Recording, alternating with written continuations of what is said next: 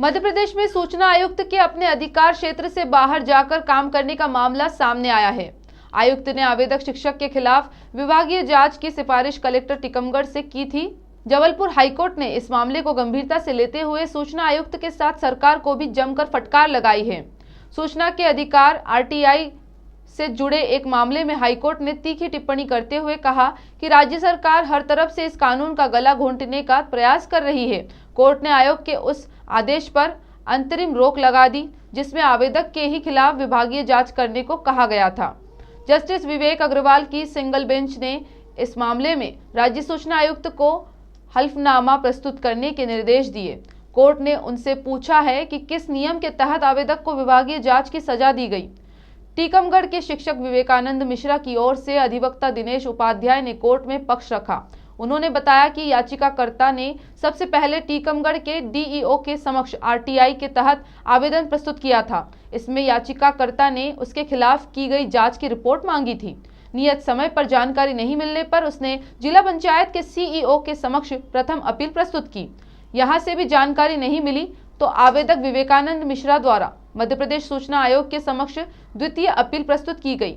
अधिवक्ता दिनेश उपाध्याय के मुताबिक सूचना आयुक्त मध्य प्रदेश ने सूचना अधिकारी को निर्देश दिए थे कि 30 दिन के भीतर जानकारी उपलब्ध कराए। उसी आदेश में सूचना आयुक्त ने कलेक्टर टीकमगढ़ को यह भी निर्देश दिए कि याचिकाकर्ता शिक्षक के खिलाफ विभागीय जांच की जाए क्योंकि उन्होंने बदनीयती से आरटीआई अधिनियम का दुरुपयोग किया है।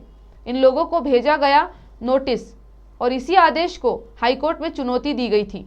बताया गया कि प्राचार्य स्वयं आयोग के समक्ष हाजिर हो गए और स्वयं को सूचना अधिकारी बताते हुए आयोग को गुमराह किया गया। उपाध्याय ने तर्क प्रस्तुत किया कि आरटीआई कानून के तहत आयुक्त को किसी भी स्थिति में अपीलार्थी को दंडित करने का अधिकार नहीं है। सुनवाई के बाद कोर्ट ने नोटिस जारी कर पूछा है कि किस नियम के तहत आवेदक को विभागीय जांच की सजा दी गई और क्यों न इसके लिए उनसे सूचना आयुक्त हर्जाना वसूल कर याचिकाकर्ता को भुगतान किया जाए। कोर्ट ने जिला पंचायत टीकमगढ़ के सीईओ, जिला शिक्षा अधिकारी और शासकीय उच्चतर माध्यमिक विद्यालय के प्राचार्य आरके मैथ्यू को भी नोटिस जारी कर जवाब मांगा है। ये याचिका टीकमगढ़ के एक शिक्षक जो है विवेकानंद मिश्रा की ओर से दायर की गई है। उन्होंने सूचना के अधिकारी के तहत जिला शिक्षा अधिकारी टीकमगढ़ के समक्ष एक आवेदन प्रस्तुत किया था। जानकारी न दिए जाने पर उसने मुख्य कार्यपालन अधिकारी जिला पंचायत के समक्ष प्रथम अपील प्रस्तुत की थी। उसके बावजूद जानकारी नहीं मिली तो उसने द्वितीय अपील सूचना आयुक्त भोपाल के समक्ष प्रस्तुत की। सूचना आयुक्त भोपाल ने सुनवाई करते हुए पाया कि विधि की प्रक्रिया के अनुसार आवेदक को जानकारियां नहीं दी गई हैं, इसलिए आदेश पारित किया गया है कि 30 दिन के अंदर सूचना अधिकारी सूचना जानकारी उपलब्ध कराए और यदि 30 दिन के अंदर यदि जानकारी उपलब्ध नहीं होती तो धारा 20 के तहत जुर्माना और शास्ति अधिरोपित की जाएगी।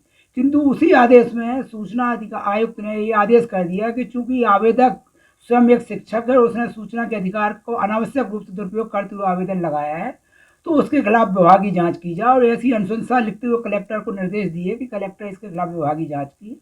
इस आदेश को चुनौती दी गई थी कि आदेश मनमाना है, कानून में ऐसा कोई प्रावधान नहीं है कि आवेदक को ही दंडित किया जाए, इसलिए इस आदेश पे रोक लगाई जाए। जिस माननीय न्यायालय ने आदेश पर रोक लगा दी है। साथ ही साथ सूचना आयुक्त को निर्देश दिए हैं कि आप अपने शपथ पत्र पे आके अपनी जानकारी उपलब्ध कराएं कि आपने किस कानून के तहत ये शास्ति अधिरोपित की है और यदि कानून में ऐसा कोई प्रावधान नहीं है तो निश्चित ही आपके ऊपर हर्जाना लगाया जाएगा। ऐसा भी क्यों ना आपके ऊपर हर्जाना लगा दिया जाए, ये भी अपना जवाब प्रस्तुत करें। कितने दिन के बाद जवाब? 4 सप्ताह की मोहलत दी। जबलपुर से आशीष बात्रे की रिपोर्ट।